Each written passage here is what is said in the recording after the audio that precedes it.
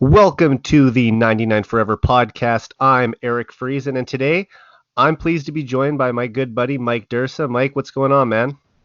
Well, not too much. Just having a relaxing night, I guess. Hoping for Oilers to get back to their winning ways tomorrow night. Yeah, kind of a tough day to be doing the podcast after a disappointing 3-0 loss to the Wild last night. But, overall, we're still in first place in the division, and things are looking up here. So I don't think we can be too down on it, right? I mean, 10 games in, who would have expected to be 7-2-1? Not this fella. Yeah, I can't remember all your predictions from the season preview show you did with Michael when you were in studio at the Oilers live headquarters, but it was a good episode that you guys did back in September. Well, I did say playoffs, so I look okay right now, but Yeah, you're looking good right now for that. So we've known each other for a couple years now, and you've always been a cool guy to talk to. That's why I was really glad to have you on the podcast. We actually ran into each other not too long ago. What are the chances, right? At West Edmonton Mall of all places. yeah, going to get my skates to go for a little rip, and here you are in the parking lot. It was pretty wild. Yeah, I was saying to my buddy, I said, "Oh, nice, there's a McDavid jersey over there." And as we drove closer, I'm like, "Wait, that's Mike." So, what are the chances, especially in like the biggest mall in North America, to run into you? But no, it was good. So, one thing I always like to do with my guests is to kind of find out a little bit of the backstory about how they became Oiler fans. I think that's something that we don't talk about enough, is just to kind of find out like how you really joined the fandom and became the diehards that we all are today, following this team. So I know you lived in a few different places growing up, but I'm interested to find out when you sort of became an Oilers fan, and what sort of was the point? Was it influence from a parent? Did you kind of gravitate towards them yourself? Maybe you could just kind of take me down that road. Yeah, I think probably early on, like I grew up in Spirit River, just kind of a small community about 45 minutes away from Grand Prairie, where home is now. And there and kind of here, you had two choices to make as a kid. Were you going to be an Oilers fan or were you going to be a Flames fan? And kind of about 80% of kids in Spirit were Oilers fans, and there was a few that weren't as lucky and were Flames fans. But I think for me, kind of what happened was my dad and my uncle Jim, who used to work for Esso. My dad was friends with Bill Twelly, and Bill Twelly was involved with kind of Molson Breweries and the Oilers sort of at the same time, and the two of them would kind of go together sometimes to games. And when it really ramped up is kind of when the Oilers were started to play the Islanders in the Stanley Cup Finals. But I would say probably I was an Oilers fan at 4 years old, but really my recollection of when I really started to kind of dial in would probably be I would say 1984 when I was about 8. And it makes it a lot easier to be an Oiler fan when you're watching Gretzky, Curry, Coffey, Beer, all those guys. I mean, I think it would be pretty hard to be a kid in Alberta and not be a fan of that. It was pretty wildly entertaining hockey, and I'm fortunate to have witnessed it. Yeah, I got some really good memories too from being around 7, 8 years old. That's when I started to follow the team. But I didn't get to see a cup run. For me, it was more the Todd Marchant goal in '97. Yeah. So that was when you're a kid, that's just as exciting. You don't really process, is it the Stanley Cup final or not? But playoff hockey just has that kind of level of excitement. So I know you lived in Massachusetts too for part of your youth or when you were growing up. Was it hard to follow the Oilers out there when you moved? Very. Yeah. Yeah, you're in the heart of Bruin country for sure. So, yeah, that would have been I think 91, 1991, 92.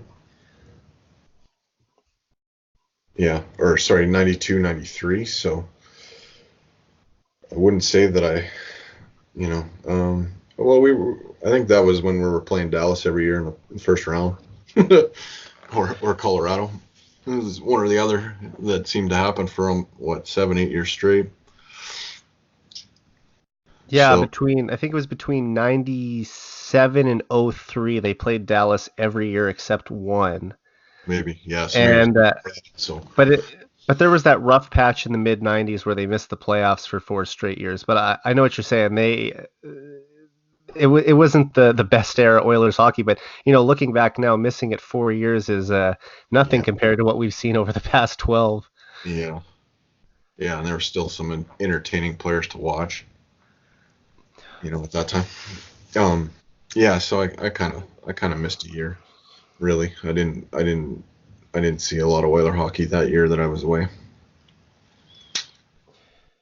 For sure. And I think one thing that most people on Twitter probably best know you for is the mega threads that you've started, and as well as doing post game broadcasts as well. When did you get the idea to start doing these mega threads, and what was sort of the inspiration behind it? Yeah, you know what? The credit for all that goes to Sean Patrick Ryan and another guy that the name seems to escape me. The two of them kind of went together and started the whole thing, and I was sort of tagged into the original one. And the original one, I think, was like 3 years ago, 3 years ago now, and maybe it's four. I don't know, but Somewhere around there. yeah, the original time was, I think, the last preseason game, and there was, I think, 50 people, and that was the max that Twitter would allow you to have in a single kind of conversation. You couldn't add any more, and they did it, and they liked it, and they had a lot of fun. But then they thought, okay, this is way too much, so we're gonna um, not do this anymore. And I decided, you know what? I'll pick it up. I'll carry it on, and I'll run with it. I think it was actually the year after we had our cup run, or sorry, our playoff run. I shouldn't say cup run because it was second round, but Oh, pretty close, right? yeah, I guess anytime you're in the playoffs, it's sort of a cup run. But anyway, it was a year after we had the successful season, and I've kind of took the reins from there. Twitter sort of changed the way that you can do it now. You can't have as many people sort of involved in the same conversation. So the way we sort of get around it is put a bunch of people in different little mini groups, and if they want to be involved in other groups, then they just comment on one of the other threads, and all of a sudden you're in it. So, but now it's ballooned. Like this summer, I made the mistake of asking if anybody else wanted to be added in. Just let me know. And I think we've tripled in size this year, so it's become a lot more work. But Yeah, it's awesome to see how much it's grown. I mean, and now it takes like two or three tweets just to tag everybody. So it's closer that's to 10, but yeah, is it 10? yeah. Jeez, I guess I only look at the first two or three or whatever one I'm in, and but I'll have to scroll down even further. So that's awesome. And you've also been doing post game broadcasts for a while. I'm not sure if you do them after every game or not, but I've been a regular viewer of your broadcasts when you post them. What sort of made you want to do that as well? Was it just another way to connect with fans, or was it just some way for you to kind of get your opinion out there? What were you thinking when you were starting that? Yeah, I mean, I guess a couple of them were just me venting, but and just to see what would happen if you went for it. And I kind of found through that, like, it seems to be like, it used to be, I would wait till sort of overtime open line with Reed and Rob was done and kind of go. So you're talking like 11:30 at night. It's kind of late. And, you'd get kind of a little bit of viewership there online, and you can see. But when you do it through Periscope, it's interesting because sometimes you don't think much is happening from that, but then it gives you sort of updates the next day or a few days down the road, and what you thought was just a little kind of chirp session ends up, a few hundred viewers, and it starts to blow you away. But I kind of found a little bit with that I mean, I enjoyed that, and it's sort of interactive, and people can talk to you, and you can talk to them, and you can see, and it's sort of on the fly and kind of neat.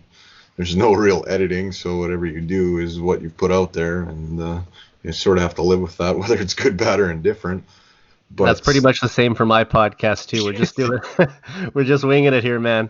yeah, but I found out, like, the most I ever got during the season was around 400 or so viewers. But during the summer, there was a few people that were sort of taking runs at Darnell Nurse and wanting to trade him, and all of that, and he's not a very good player, and his salary is going to be too much, and all the reasons, whatever. And I don't know, it sort of angers me a little bit, and I got fired up, and I just midsummer spoke about it, and a few days later I see him over when you get to 1,000 viewers on Periscope, it'll just say 1K, so you don't really know how much over 1,000 you get, but you've at least hit 1,000. And it was 600, almost 600 more people than I had during chirp sessions, after a game during the season. I was pretty blown away by that. But yeah, no, I don't do it after every game, just here and there. But yeah, haven't really been with that too much yet this season. I'll start doing a few because people are asking me, but just kind of when I feel the need, or there's a burr in my saddle or whatever. Yeah. Absolutely. And we've I know Michael's had you on the Heavy Hockey podcast and Oilers Live podcast a few times too. So I was joking to him that I'm stealing one of his main guests here. But I guess it's all under the same channel, so we're good there. But when you first started appearing on the channel, did Michael reach out to you, or how did that kind of go down? Did you guys know each other previously? No, what sort of happened and what started our relationship, and I'm grateful for it because Mike's a great guy, but what started our relationship, I didn't really know him at all, and I don't think I was following him at the time, but Pam, I think her Twitter handle is PM Norm, saw something that he put out there saying that if you're over, I think it was like at the time 1,000, if you have over 1,000 Twitter followers and like to talk about the Oilers, basically just let me know, drop your Twitter handle, and we'll get in touch and do a podcast together. So that's really how it started, and meeting Michael has been one of the blessings of Twitter that have happened in my life, and I'm grateful for it. And now we do these charity hockey games together and stuff, and have a relationship with them that doesn't require a lot of maintenance, but every time we're together, it's great. So Absolutely. Yeah, I mean, I owe him a lot too. He's given me the platform to have my own podcast here, so I really appreciate that. And obviously the hockey games that we've played in are great too. That's where we first met, you and I last year in Calgary, and the game we played was all right, but we got to see an even better game at the Saddledome that night, didn't we? Leon scoring his 50th is going to be special, and I'll cherish that one for a long time, hopefully forever. Yeah, to see a 50th goal scored is such a rare thing, because there are seasons where no one even gets 50 goals in the last 15 years. And then in this past season, it only happened twice. So you were either at the game where Ovechkin scored 50, or you were at the game when Leon scored 50. So we're a select group that got to witness that. So that's obviously the highlight of that night. There was a lesser point where Connor got hurt, but that actually is a good way to transition into talking about the current state of the team, because he has just come back and been unbelievable through the first month of the season, having 17 points in his first 7 games. He slowed down a little recently with no points in the last 3. It's only the second time he's ever done that. But he did hit an empty net, or a post on an empty net in the Detroit game, and there's obviously been two shutouts back to back now, so he's on a bit of a cold streak. But what have been your thoughts of the captain through the first 10 games of the season? Well, he's terrible now and he's washed up, so we should probably look to Yeah, I mean, when he got hurt in Calgary, my youngest son Max had me at the concession stand, so I never saw it. So I'm kind of at the time I didn't want to be missing any of the game, but now I'm grateful that Max was hungry, so I didn't have to witness that. Yeah, I was at the game where they played when we played the Kings, and Mike Smith turned a Oilers blowout into a hockey game. But in saying that, I mean, after the score, I think was 2-2, Mike Smith actually played a hell of a hockey game. But Connor was in a different world. I mean, that speed is I mean, it's breathtaking, it's incredible, and it's unmatched. I really don't care we're running out of things to talk about. I mean, to say about him, right? Like he's everything that you want to say about McDavid's almost been said, right? Yeah. Well, and he also leaves you breathless and speechless when you watch him go, because there's nobody that can go like that. I mean, the closest guy in recent history, I think, that had wheels and hands was Hemsky, but I mean, Alish needed a lot of runway to get up to speed. Connor needs 5 feet, and he's gone.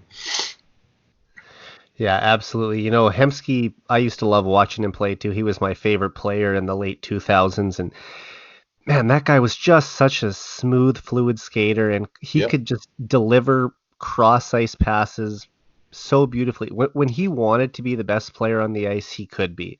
He didn't do it every single game, and I think if he would have, he could have been a superstar. But yeah, I mean, there are some similarities between the two, but McDavid is just on such another level. Have you had the chance to see some of the other all-time greats play? Like what players have you seen in your life live that you would say were better than McDavid? Oh man, that's limited. The 80s Oilers live, I kind of missed. I missed most of that. I was at the game where Theo Fleury did his somersaults and stuff on the ice, but Gretzky. Oh, you were at that one. Gretzky was already gone by then, and we beat them in Game 7, so I'm okay with that game. But it was pretty hard in the moment to be leaving the rink, a sad little boy. I think that was the 91 playoffs, if I'm not mistaken. Yeah. So that I would have only been 2 years old, so I wasn't watching that game. No, but looking back on it, that was a great series with Tikkanen scoring the hat trick in Game 7 to win it in overtime. Yeah, so I'm pretty sure at that game it would have been like Messier, Curry, I'm pretty sure Bill Ranford was our goalie, and it was Messier's last year with the Oilers that year. And beyond that, I think kind of the next major trip to at that time still Northlands Coliseum, I saw Gretzky, but he was in a Kings jersey, and that was the night that he broke Gordy's record for points. So that was special to be there. He looked. You were at that game? I was there with my dad, and honestly, for most of that game, Gretzky looked pretty pedestrian. And all of a sudden, he's got his hands in the air, and he's almost in tears. And I'm like, looking at my dad, I'm like, what's the big deal? Just breaking Gordie Howe's record there, boy. That's that's a clip I've watched on YouTube probably 1,000 times. Just see, I don't know if I've ever seen a home crowd cheer for an opposing player score a goal before, and not just cheer, like a standing ovation. Like they cheered like it was a series clinching goal. And this is a regular season game in October where an opposing player scores on the home team, but the Edmonton fans treated it like it was like a home goal. Yeah. Edmonton's good for that though. Like, at times they can be brutal. I've heard the Jason Arnott deadbeat father chants in the bathroom, but a lot of the fans have a lot of respect and respect, like, when historical things happen on home ice, no matter which team it's for. So It's a Gretzky moment too, though. I mean, you got yeah, the player who for spent sure. 10 years in Edmonton, like the greatest of all time. So I think Gretzky isn't even a fair comparable to anyone else. I knew that he would get that type of reaction. You wonder, even if it was another Canadian city, he probably would have got a standing ovation too. But For maybe sure. maybe Just maybe other than Calgary. Uh, I have also seen the clip of when Wayne got his 2,000th point in Winnipeg. mhm. And they didn't jump up right away, but after it was announced that Yeah, that's his 2,000th point, then they all stood up and cheered. So Winnipeg's also a very classy fan base too for that sort of stuff. yeah. So back to Connor now. He's he's been playing a lot this year, and we know he's young. He's got young legs. They can play him a ton of power play time, and that's not as hard on him. But do you think that they're almost running him too much into the ground right now, or would you like to see them, Coach Tippett, kind of cut back his minutes a little bit here to maybe boost some productivity? Well, the one thing I can or that comes to mind is they are obviously not concerned about any issues with the man's knee. um, I maybe I'm wrong, but have they been riding Leon a little bit more than Connor? I believe there are games where he has had about a minute of ice time more than Connor, but they're roughly about the same. I think 20 on average, 26 minutes for Connor, 25 for Leon, which is insane numbers for a forward to be playing. Yeah, yes, especially a center. You know, uh, I mean, NHL is different than my experience, obviously, but as we call them lazy left wingers. I mean, you don't really have to do as much as a winger as you do a centerman, right? You're not going kind of in between the circles both ways all the time as a winger. Oh, Where, absolutely. whereas that's kind of your responsibility as a center, and yeah, to be playing almost half a game as a centerman is a lot. Well, I mean, I Obviously, play. obviously, I guess they think his conditioning and both of their recovery ability is excellent, or they wouldn't be that high. Yeah, Around 2022 is probably max you'd want for anybody else, but they're pretty spectacular athletes, so I'm not really yeah. worried about it. Well, I've been playing hockey for 23 years now, and I've been called a lazy left winger a few times over the years too. So I can't I can't fault anyone for that. Of my defensive game isn't the strength of my game anyway. We'll put it that way. But Leon is the one that I kind of worry about playing that many minutes more than Connor, just because he's a bigger body. And even though he does have pretty good foot speed for a big man, you just worry about the body just kind of wearing down a little bit, especially when we get into February and March and the games really start to ramp up. Yeah, well, you know what? Leon's a lot of. I look at the man as a Clydesdale. He's a big, strong man. A lot of the games we've been playing haven't been, the remember in the playoffs when we were playing Anaheim, and he was getting leaned on and bodied more, and that took a pretty big toll on the guy. I don't see him running into that kind of flack anymore. And now I think he's been in the gym and he's stronger. When guys are leaning on him, they're the ones that are going down. It's having really almost no effect on Leon. He's pretty strong guy. He almost reminds me of an NBA player that's dominant, like Shaquille O'Neal down in the post. You can't really move him away from you know what he wants to do. He's pretty dominant when he has his back to people and just kind of uses his one hand to shield the guy off and the other one to handle the puck. Well, I would love it if Connor and Leon could have as much team success as Shaq and Kobe, but It's coming. I don't know if Kobe Bryant is the best comparison for Connor McDavid because Connor actually likes to pass, but they're but two great players in both sports nonetheless. Yeah. Um, so here we are sitting at 7-2-1. How do you feel about the team right now? Are you happy where they are, or are you seeing some signs that this could be going in the wrong direction because they're not getting really any depth scoring at this point. Yeah, yeah, it's been pretty barren wasteland once you hit the third and fourth line. Early on in the season, at least they were keeping the puck in the other end, a small victory, but I mean, it helps. Now when they're getting kind of hemmed in, and not contributing at all, it's hard to get out of. They've called up Sam Gagner. I think put him in the lineup. At least when he gets pucks in spots, he can bury it here and there. It doesn't seem like anybody else can. Yeah, at least he's a guy with some veteran experience and someone who has a history of scoring. And even if he hasn't been the most consistent producer throughout his career, at least it's someone who knows how to get it done. And a lot of these guys are coming over from Europe. They don't have a lot of NHL experience, or they're getting called up from the minors. And I think you're asking a bunch of these guys to play above their heads. Like I appreciate that Holland brought in several guys to compete for a bunch of spots, and he had this idea that we're going to have like 8 guys competing for 6 bottom 6 spots, but no one's really seized the opportunity so far, have they?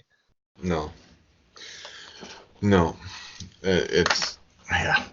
I mean, I don't know. When you get into your third and fourth line guys, on a lot of teams, your talent isn't top notch. It kind of gets watered down, but some of those guys at least will contribute a little bit, right?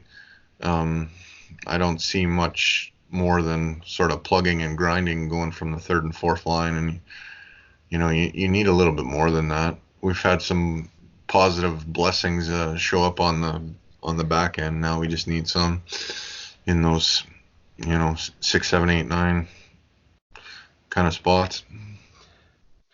For sure. And the bottom 6 is going to be so crucial moving forward, especially when you get into the playoffs, because it seems like it's the third and fourth lines who kind of are the ones who can decide the series, because a lot of times the first and second lines tend to cancel each other out.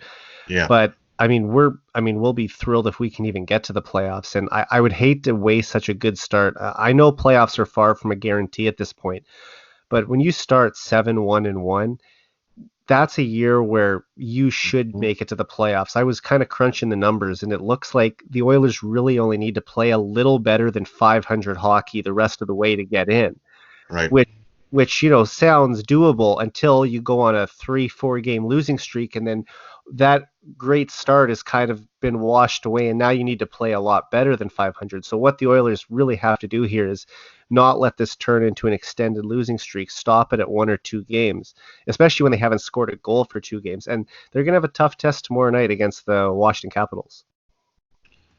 Yeah, nothing's easy. No games are guaranteed. But you know what? I kind of real good teams that go a long way, don't usually lose back-to-back games very often during a season. So that's kind of the thing. That now they've been there. So how do they respond? You gotta keep fighting. It's I think what I heard this morning. Ryan Rishaug was trying to hint at that maybe the team was hungover, and that's Yeah, I what. heard that on Nielsen's show on Yeah, TSN. Yeah. yeah, and maybe there's an element of truth to that. Maybe there isn't, but these guys are pros. Get out there, play. You drop a game, well, that's gonna happen. Pick yourself back up and get after it. And as disappointing as it is that the Oilers haven't scored a goal since the second period of last Friday night's game against the Red Wings, you still have to, you know, be happy that they got the win that night, and they took a big point out of Winnipeg. I mean, that offside challenge that Tippett had, Yeah, that got them a point. And Mike Smith, being an absolute stud in net, was the biggest reason they walked away with at least something that night. But at this point, the schedule is going to get a lot tougher in November if you look at it. So they really need to bank these points early, and they've got Florida next Sunday. I'll be at that game, so I'm excited to get to that one. And after that, they play Columbus. Columbus isn't as good of a team as they were last year, but they've shown they can play with some good teams early on this year too. So there's going to be no easy games coming up, but those are 3 games where you'd like to win 2 out of 3, I'd say. Yeah, no, you want to row in the right direction and get little winning streaks when you can. Not going to win every game, as disappointing as it is to hear for some people, but that's just reality. You try not to get too high and too low during a season and keep an even keel. And I sound totally cliche, but that's kind of how you got to do it.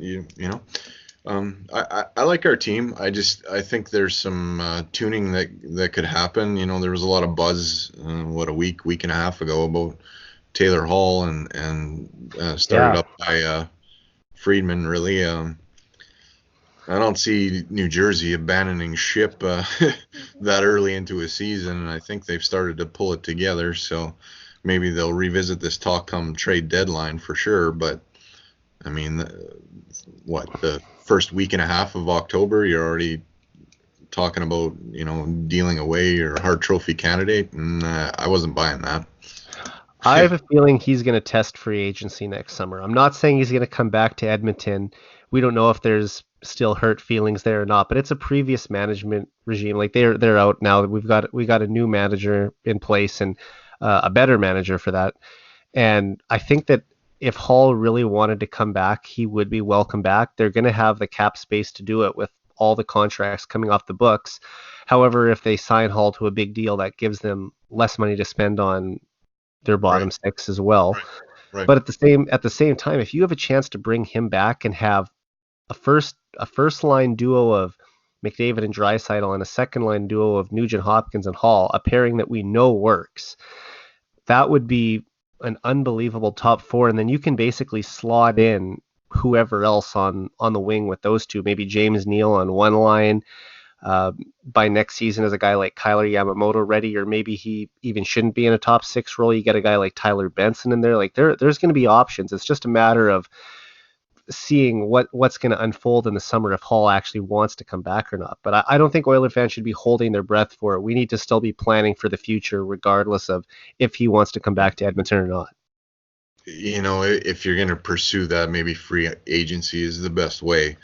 That's exactly it. I don't want to give up assets. It has to be free agency. Yeah, I mean, if New Jersey's gonna deal him, say they were gonna deal him right now, what would the ask be? And to me, if you're cutting off your right arm to save your left leg, you're still in trouble. Like, that's my theology is you've got some pieces that sort of work, but if you're gonna dismantle everything to fix one area to cause another problem in another, I don't think it's worth it. The other thing is Hall's probably going to command at least double-digit numbers. I'm thinking more like $11 million will be what he'll end up at. And because the Oilers are the team that drafted him, they would be the only team that would be able to offer him an 8-year deal.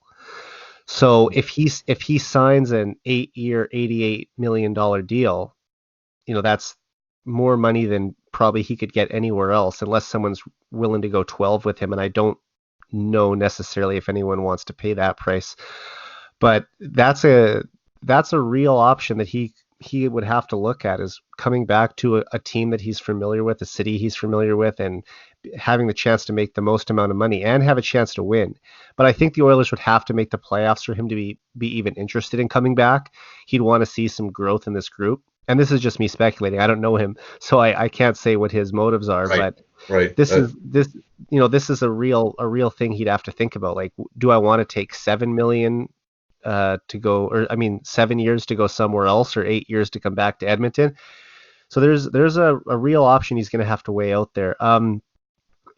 Do you think that kind of puts them in a tough position though, because Leon Draisaitl has been established as the team's second best player, and you wonder if his 8.5 cap hit is sort of like the ceiling for what anyone on the Oilers can make. Connor's obviously in a different stratosphere. Like, that doesn't even equate to everyone else. But for Leon's 8.5 million, is there some sort of team enforced rule that no one makes more than Leon? What do you think?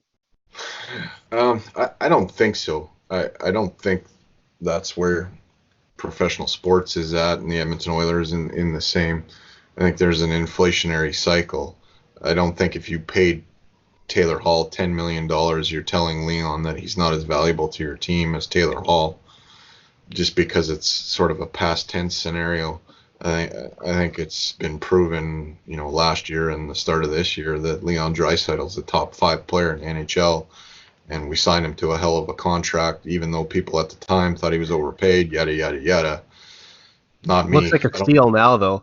Oh yeah, A for lot of sure. people thought it was at least a million or a million and a half too much. But now, looking at what some of the other guys around the league got, what Panarin got, what Marner got, what Matthews got, Right. I mean, And the Matthew, and the, and the term length, like it's hard to give Peter Chiarelli credit for all the damage that the guy did, but signing Connor to what he did and Leon to what he did, in my eyes, is one of his few victories, you, and you know I'm what? not afraid to say it. Credit where due. Shirley had a lot of faults, but he also brought in Talbot. He also brought in Patrick Maroon. He signed those guys to 8-year terms, and honestly, his drafting was pretty good if you think about it. We're starting to see Yep. guys like Ethan Bear arrive right now, and there's other guys like Evan Bouchard who are coming along too. So I don't want to make this the pro Peter Chiarelli podcast, but Right. he did have some good moments with the franchise, but obviously the bad outweighed the good, and that's why Yep. he's no longer with the team. Yep. But then you have to also think that by next summer, let's just say for the sake of argument that they did sign Hall to an $11 million deal. Leon Draisaitl knows at that point I'm a free agent in 5 years, and if I'm staying with the Oilers 5 years from now, my contract starts at 11 million, if not more than that. It'll be beyond. Yeah. There's no way I'm taking a No. penny less than 11 million. Especially can you imagine 5 years after what the contracts will be like and where the salary cap, it might be at $100 million, the salary cap by then. Right. So if and Leon's contract finishes a year before Connor's, and this sounds crazy, but we could see a scenario where for 1 year Leon is making more than Connor. I think he might even be above 12.5, and Yeah. then the following year when Connor's deal kicks in, he'll obviously be the highest paid player again. I think ego needs to go by the wayside a little bit because, I mean, look in the NFL. One of the lower paid quarterbacks in the NFL is Tom Brady. He doesn't Yeah. care. He wants to win. I think there's a few guys that have that mentality, and there's some that don't. I think Connor knows when his contract's up, when he goes to sign another one, he's going to get paid what he's worth. I don't think he loses a second sleep over any of that. And They want to win. I mean, that's the yeah, number one thing. These guys want to win. They're more concerned with being Hall of Fame players and they, winning Stanley they, Cups than how they much they're going to make. they agreed to those terms when it was, and I think that's something they can live with. I don't think they feel like they were taken for granted or any of that. And if the team can bring in a high caliber player, and I mean, what do you think they said to Lucic over the amount of money he made? Do you think they dogged him over his contract, or just kind of got on him because it wasn't going well? I don't think they discussed money terms or threw that in his face. I really No, don't. I don't think so. I don't think those kind of discussions come up amongst teammates. They might have feelings like that, but I don't think they ever air them. I'm more thinking what the agents are going to say, and Leon's agent will say to him, "Well, you're better than Taylor Hall, and he's making 11, so your next deal is above Right. 11 if you're staying in Edmonton." And that's the next deal. So that's future problems. Like it just And uh, also, we don't know what the Oilers' salary cap is going to look like 6 years from now when Leon needs a new deal as well, right? So they got a bunch of young guys coming in. They might have tons of cap space at that time. yeah.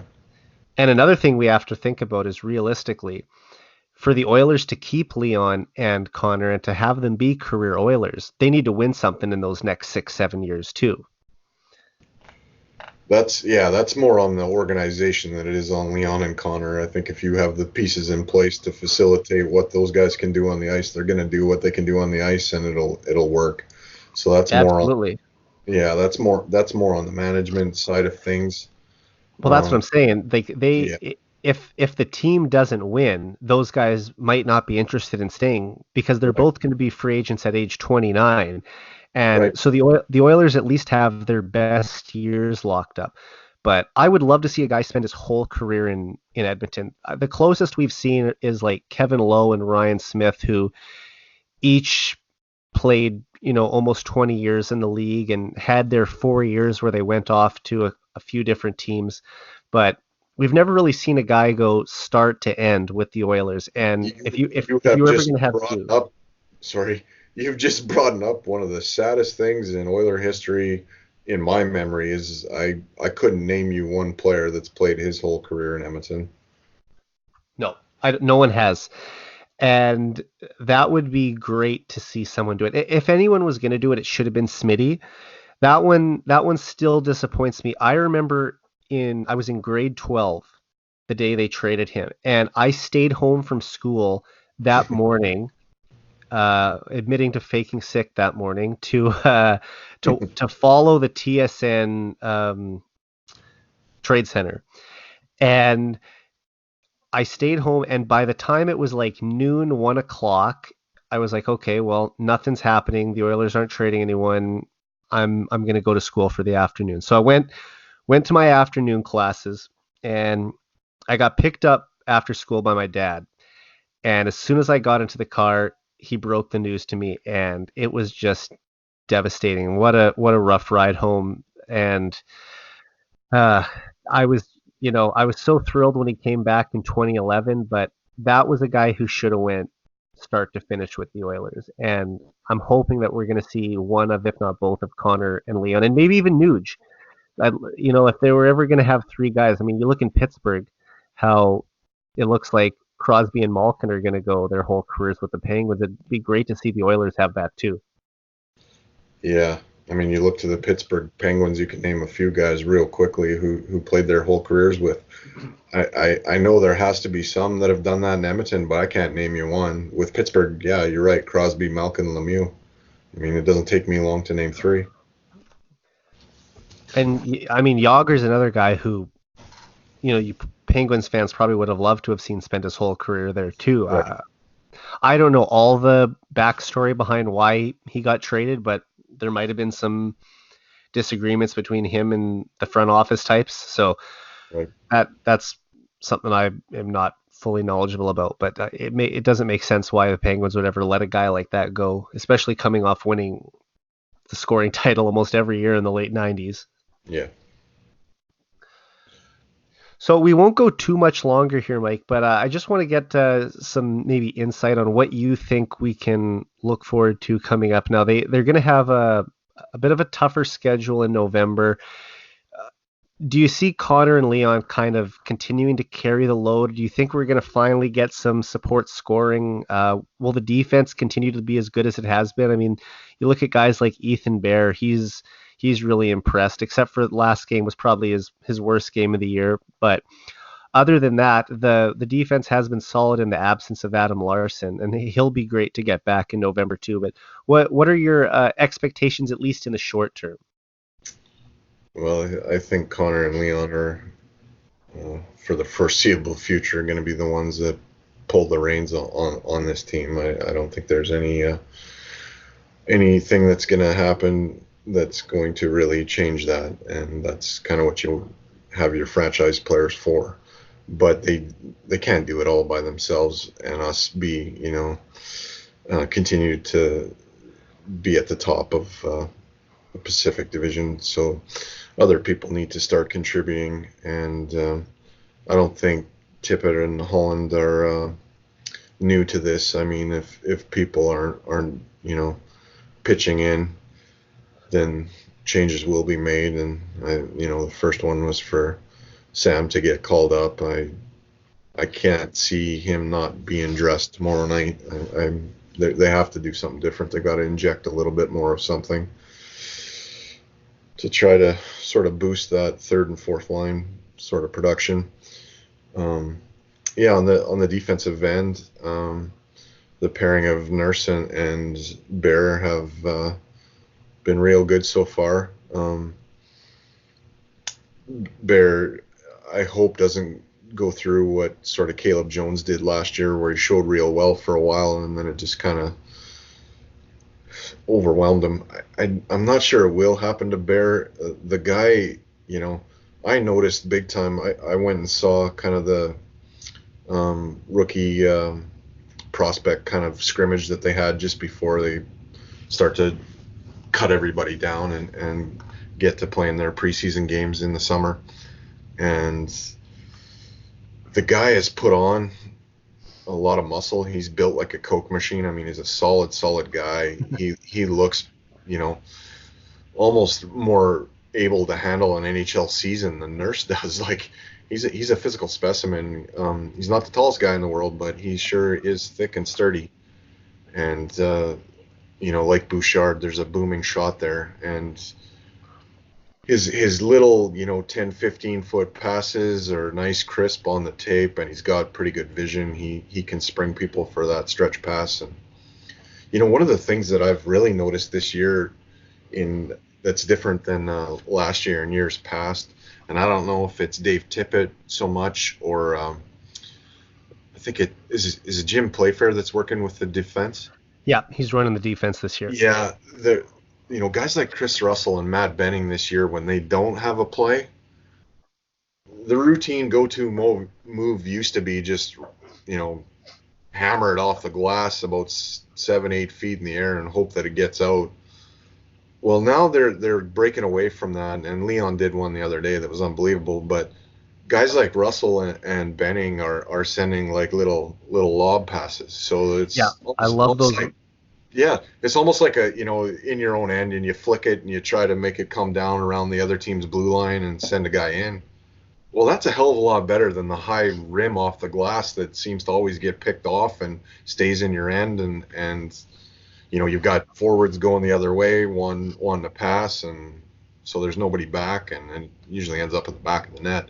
That little lob play is, you know, most of the time our forwards are actually getting it, and they've got a good chance. And you know, Leon did that backhand sauce the other night in that overtime game. That pass was unbelievable. I mean, you talk about all-time greats. I can't really think of anybody outside of maybe Gretzky that can make that pass. It was unbelievable. Yeah, he's probably the best at the backhand pass in the league. And, you know, I've seen that lob pass a lot in my ball hockey league. It's, you know, it's way easier to do with a ball, but for the guys who are out there, the NHL players doing it with a puck, you know, with four checkers coming at you at full speed. I mean, so impressive what Russell's been doing. And I love the quick little passes that Bear makes. Makes a nice little move, slides a pass in between the oncoming attacker's feet, and Connor's off to the races. Just, they are making smarter plays. And it's funny because they thought Trent Yawney was going to be the coach to kind of turn the defense around last year, and it didn't really happen. But under Jim Playfair, it's like you said, they're really starting to show some progress. Yeah, I've liked what I've seen from the defensive play, minus the Minnesota game where we were hemmed in our end a little bit in that first period. I don't really know what that was. That was a little bit of a Chinese fire drill. I didn't see the whole game. I have to confess. Last night I had kind of a men's league game that I had to go to, so I missed the third period. But I don't think I missed anything. Everything happened, I think, in the first 10 minutes of the first period. So. You're playing men's league basketball this winter, right? Yeah. Right now, the hockey that I play is a little bit of shinny with my middle son, and to kind of stay in shape for Mike's charity games. But Yeah. I've taken to playing men's league basketball again, I guess, to sort of stay in shape. Nice. Is there enough people to get a full league going there in Grand Prairie, or are there different divisions too, or is it just kind of one division for everyone? Yeah, no, there's two different divisions. They have like an A division that has 8 teams, and then I think there's in the B division they have maybe as much as 14. I don't know. The B division is when I'm 60, maybe. Well, I know you're a big basketball. Well, actually, you know all sports, but and I always enjoy reading your tweets on other sports too. But I know basketball is another big passion of yours. Just to kind of wrap up here on a fun note, do you have an NBA prediction for us this year? Who's the NBA Finals going to be between, and who wins it? Oh man, I've been asked Putting that you on the question. spot. Yeah. See, I'm too scared because you know what? It seems like it's easier for injuries to really take effect in the NBA, even more so than hockey. It seems ridiculous, but so many guys, in the NBA, they blow an Achilles or a knee or whatever, and like, if Kevin Durant didn't get injured, would Golden State have beat the Raptors last year? I mean, Well, that's what they say. yeah. I think Toronto was on a roll and probably would have won anyways, and that's a hot take, but oh man, if I had to pick one this year, I don't know. I keep telling people Messiah Ujiri is going to pull something off during this season, and he's going to get another superstar in there in Toronto that's on a team that's struggling. He'll pick somebody up, and they're gonna put on a good run. But if we take that out of the equation, yeah, I mean the Western Conference is I think a stronger conference. Lakers, Clippers, but I don't know. I'll take the Los Angeles Lakers. I was gonna say, I wonder if it was gonna be one of the LA teams, and I don't know. Would the Sixers be good enough to get there from the East? No, No. no, don't think so. No matter what happens, no. Milwaukee Bucks might. The Bucks, yeah. And the Raptors, it's like you said, they have the talent minus the superstar they lost, but if they could bring in another guy, you'd think that another superstar around the league would be looking at this Toronto Raptors team and say, if I could join that, I could be the missing piece that's one piece away from going back-to-back championships here. So we'll see what they can pull off. I think what the Raptors, even if they don't do much with their roster, which never happens, but I think they'll end up going to the second round no matter what. Early prediction. For sure. And you know what? 5-6 years ago, Raptors fans would have killed for right. Even to win a series, right? Because they hadn't done that since 2001 when they beat the Knicks. So obviously last year's was a dream season, and unfortunately Kawhi wanted to go home, but still wish him all the best. Hopefully he doesn't get booed when he comes back to the I still call it the ACC, but Scotiabank Arena. Yeah. We'll see what happens though. So we'll wrap it up there. I really appreciate you hopping on the podcast tonight, Mike. Tell people where they can follow you if they don't already, and I would be surprised if many people listening don't already follow you. Oh yeah, well my Twitter handle's at Mike Dirsa, and that's where I am. Sometimes, most of the time. Sometimes, most of the time, whenever. Yeah. But well, hopefully we'll have you on again. Yeah, you're an awesome guy to chat with, and I'm sure that I'll be fighting Michael to see who gets the rights to you going forward here. Unless you're just going to be a regular guest on both shows, we might end up seeing that. That's cool with me. You both are great guys, and I enjoy talking about just about anything with you. So awesome, man. Well, I'll let you go for the night. Thank you to everyone for listening. For Mike Dirsa, I'm Eric Friesen. This has been the 99 Forever podcast. We're out.